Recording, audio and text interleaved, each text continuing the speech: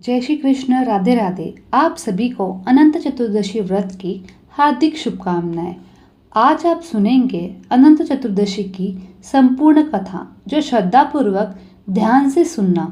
अनंत चतुर्दशी को अनंत चौदस के नाम से भी जाना जाता है। इसे अनंत चौदस के नाम से इसलिए जानते हैं कि इस दिन भगवान की अनंत स्वरूप की पूजा की जाती है। इस व्रत को पूरी श्रद्धा से करने से अनंत फलों की प्राप्ति होती है। अनंत चतुर्दशी के दिन गणेश विसर्जन भी किया जाता है। यहाँ 10 दिनों तक चलने वाला गणेश जी का उत्सव होता है। इसका आखिरी दिन अनंत चतुर्दशी के दिन होता है। धार्मिक मान्यता के अनुसार अनंत चतुर्दशी का व्रत 14 साल तक लगातार करना चाहिए। उसके बाद में इसका उद्यापन किया जाता है। 14 वर्ष के बाद में चाहे कितने भी व्रत हो जाने पर इसका उद्यापन करके ही छोड़ना चाहिए, लेकिन यह 14 वर्ष लगातार करना ज़रूरी होता है। इसके बाद में ज़्यादा हो तो कोई बात नहीं, लेकिन जब आप इस व्रत का उद्यापन करें तो त्रयोदशी के दिन शाम को आपने कुल देवता का जागरण लगाना चाहिए और बहन बेटियों को बुलाना चाहिए। और 14 के दिन सुबह हवन करवाकर 14 पंडित को जोड़ों से भोजन कराया जाता है। अगर एक साथ इतने ब्राह्मण भोजन करवाना संभव नहीं हो तो इस व्रत में यह भी होता है कि जैसे जैसे आप व्रत रखते हो तो हर साल एक जोड़ा आप जिमा सकते हो। इस तरह 14 साल पूरे होने पर 14 जोड़े का भोजन करवा दिया जाता है और व्रत का उद्यापन भी हो जाता है। बहन बेटियों को भी इस दिन अपनी श्रद्धा अनुसार कपड़े और अपना उपहार देना चाहिए। घर की बहन बेटियां हमेशा हंसते हुए अपने घर जाती है तो उस घर में सुख सौभाग्य की कोई भी कमी नहीं रहती है। लेकिन इस व्रत का एक नियम यह भी होता है कि आपने पहले व्रत को रखा है तो हलवा पूरी से या मालपुए से या खीर से किसी भी चीज़ से शुरू करना चाहिए और 14 सालों तक आपको इसका सेवन करना होता है और वही चीज़ आप ब्राह्मण को खिलाई जाती है। अगर आप भी इस व्रत रखना चाहते हो तो सुबह जल्दी उठ के नित्य कर्मों से निवृत्त होकर स्नान कर तन मन से पवित्र होने के बाद व्यक्ति को सबसे पहले उगते हुए सूर्य नारायण को अर्घ्य देना चाहिए। इसके बाद हाथ में जल लेकर श्री हरि के अनंत आशीर्वाद का संकल्प करना चाहिए। उसके बाद अगर आपके घर में तुलसी का पौधा हो तो उसे भी जल अवश्य डालें और एक घी का दीपक जलाएं। अनंत चतुर्दशी व्रत का संकल्प करने के बाद अपने घर में या मंदिर में ईशान कोण में किसी पवित्र स्थान पर एक चौकी पर पीला कपड़ा बिछाकर भगवान श्री हरि विष्णु की प्रतिमा स्थापित कर फिर भगवान के समक्ष दीपक जलाकर विधि विधान से अर्चना करनी चाहिए। उसके बाद अपने मंगल जीवन की कामना करते हुए अनंत चतुर्दशी की कथा सुनी जाती है। फिर गणेश जी की कहानी भी सुनी जाती है। साथ ही सत्यनारायण भगवान की कथा भी अवश्य सुननी चाहिए।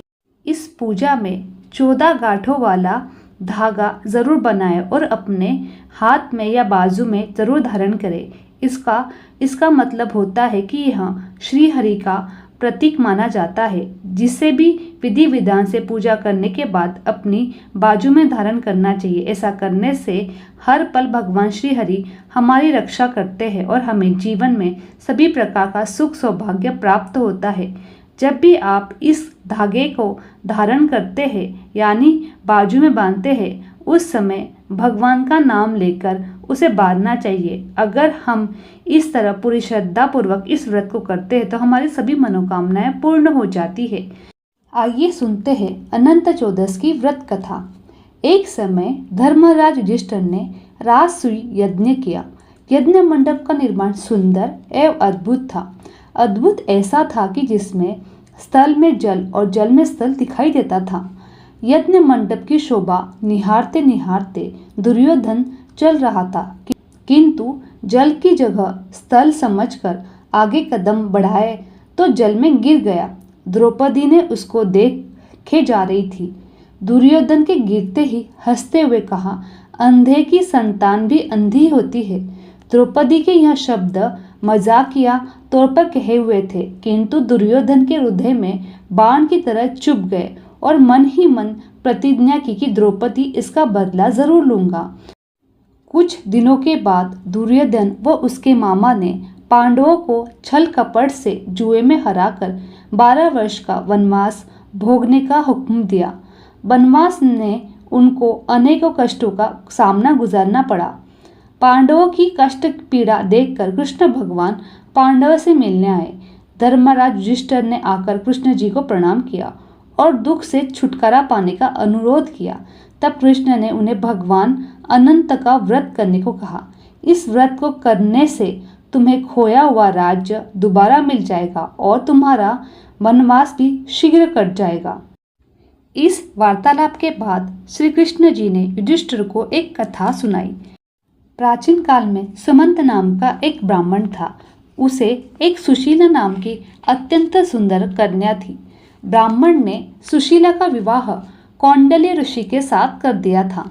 कौंडल्य ऋषि अपने पत्नी को लेकर अपने आश्रम को चल दिए। रास्ते में रात होने पर वे नदी तट पर रुक गए। सुशीला ने देखा कि बहुत सी स्त्रियां किसी देवता की पूजा कर रही है। सुशीला के आग्रह पर उन स्त्रियों ने विधि पूर्वक अनंत व्रत की महिमा उन्हें बताई। सुशीला ने वहीं उस व्रत का अनुष्ठान करके 14 गांठों वाला डोरा हाथ में बांध लिया और अपने पति के पास आ गई। कौंडल्य ऋषि ने सुशीला से हाथ में बंधे हुए डोरे के बारे में पूछा तो उसने स्त्रियों की बताई हुई सारा वृत्तांत कह सुनाया।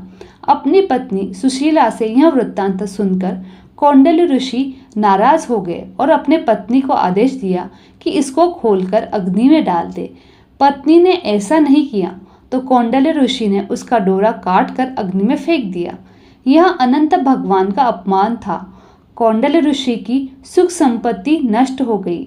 सुशीला ने कहा कि देखो, आपने मेरे अनंत भगवान के डोरे को काट कर अग्नि में फेंक दिया तो यह उसी का दोष है जिससे आपका सुख चैन छीन गया है। पत्नी की बात सत्य मानकर कौंडल्य ऋषि अनंत भगवान का प्रायश्चित करने के लिए जंगल में गए। कई दिनों तक ऋषि भूख प्यास से वन में घूमते रहे लेकिन अनंत भगवान के दर्शन नहीं हुए। अंत भूख प्यास से ऋषि हार थक कर गिर पड़ा। तब अनंत भगवान प्रकट होकर बोले, उठो वत्स, मेरे अपमान के कारण तुझे आज ये दिन देखना पड़ रहा है, लेकिन तेरी भक्ति से मैं प्रसन्न हूँ। तुम्हें दिया दंड माफ करता हूँ। तुम आश्रम जाओ और 14 वर्ष तक विधि विधान से मेरा व्रत करो, जिससे तुम सभी दोषों से मुक्त हो जाओगे। आश्रम में आकर कौंडल्य ऋषि और उसकी पत्नी सुशीला ने पूर्ण विधि विधान से अनंत चतुर्दशी भगवान का व्रत किया, जिससे उनके सारे कष्ट दूर होकर पूर्ण धन धान्य बन गए। इस प्रकार धर्मराज युधिष्ठिर सहित सभी पांडवों ने कृष्ण भगवान के बताए अनुसार अनंत चतुर्दशी का व्रत किया, जिससे उनको महाभारत युद्ध में विजय प्राप्त हुई और अपना खोया हुआ साम्राज्य वापस प्राप्त कर लिया। बोलो भगवान अनंत की जय, भगवान के अनंत स्वरूप की जय। अब आइए सुनते हैं गणेश जी महाराज की कथा। बोलो भगवान गणेश की जय। गणेश जी महाराज एक किसान के खेत से निकल रहे थे तो उन्होंने 12 दाने अनाज के तोड़ लिए।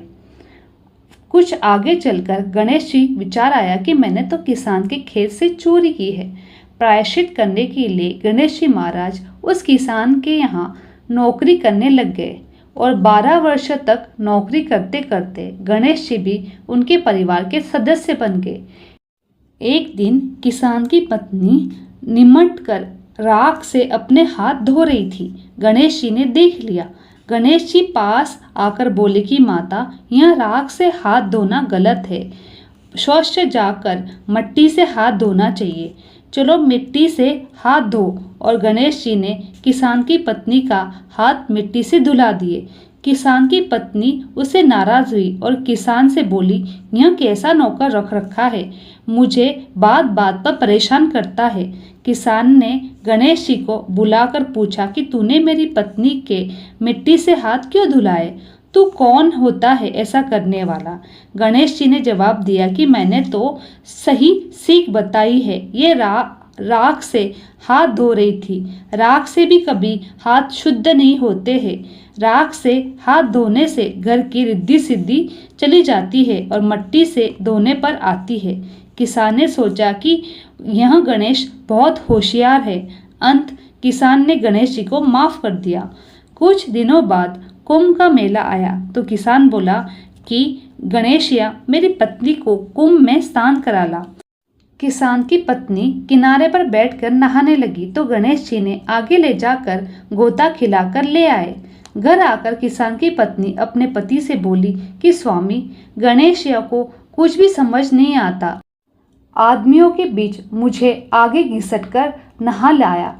गणेशिया को बुलाकर पूछा तो बोला कि किनारे पे बैठकर छबल छबल कर रही थी, सबके नहाए हुए जल में नहा रही थी। आगे नहाने से अगले जन्म में आपको बहुत बड़ा राज का पद और राजपाट मिलेगा, इसलिए नहलाया। किसान ने सोचा कि गणेशिया वाकई में बुद्धिमान है। एक दिन घर पर होम हो रहा था। किसान बोला, जा रे गणेशिया, मेरी पत्नी को होम में बैठने के लिए बुला ला। गणेश जी के साथ किसान की पत्नी होम पर बैठने के लिए आने लगी तो गणेश जी ने देखा कि वह काली अंगी पहनकर चल रही है। तो गणेश जी नाराज हो गए और उसकी अंगी फाड़ दी और बोले कि लाल अंगी पहनकर चलो। गणेश जी द्वारा अंगी फाड़ने पर किसान की पत्नी रूठ कर बैठ गई। किसान ने पूछा, भाग्यवान, कैसे रूठ कर बैठी हो? होम का समय बीते जा रहा है। पत्नी ने सब बातें अपने पति को बताई। किसान ने गुस्से में होकर गणेश जी को बुलाया। बोले, आजकल तुम बड़ी बदमाशी करने लगे हो। गणेश जी बड़े विनम्र होकर बोले कि मालकिन काली अंगी पहनकर होम में बैठने के लिए आ रही थी तो मैं उसको उतार न कर लाल अंगी पहनने के लिए बोला था। काली अंगी अशुभ होती है। किसान ने गणेश जी को धन्यवाद दिया। एक दिन किसान पूजा करने लगे तो पंडित जी बोले, हम तो गणेश जी की मूर्ति लाना भूल गए। तब गणेश जी बोले कि तुम मुझे ही मूर्ति करके विराजमान कर लो, तुम्हारा काम सफल हो जाएगा। ये बात सुनकर किसान गणेश पर लाल पीला हो गया। बोला कि तू अभी तक मालकिन से मस्करी कर रहा था, अब पंडित जी से भी मस्करी करने लगा। गणेश जी बोले, मस्करी नहीं कर रहा हूँ, सच्ची बात कह रहा हूँ। इतना कहकर उसने गणेश जी का रूप धारण कर लिया। किसान और उसकी पत्नी एक साथ गणेश जी की पूजा की। पूजा खत्म होते ही गणेश जी अंतर्धान हो गए। किसान ने अपने पत्नी को बोला कि अपने तो घर साक्षात गणेश जी महाराज विद्यमान थे और हमें उन्हें एक नौकर समझकर घर का सारा काम करवाते थे। गणेश जी ने दोनों पति पत्नी के स्वप्न में दर्शन दिए कि मैंने आपके खेत में चोरी से 12 दाने अनाज तोड़ लिए थे। इसका प्रायश्चित करने के लिए मैंने आपके घर पर एक नौकर बनकर काम किया और अपना दोष उतारा। उसके बाद किसान ने खेत में अनाज के भंडार बन गए और कुछ दिनों में किसान मालामाल बन गया। अंत गणेश जी महाराज जिस प्रकार किसान को धन धान्य देकर मालामाल किया, उसी प्रकार हम सब भक्तों को धन का भंडार भर देना और रिद्धि सिद्धि सहित हमारे घर भी पधारना, हमें सद्बुद्धि देना। बोलो गणेश जी महाराज की जय।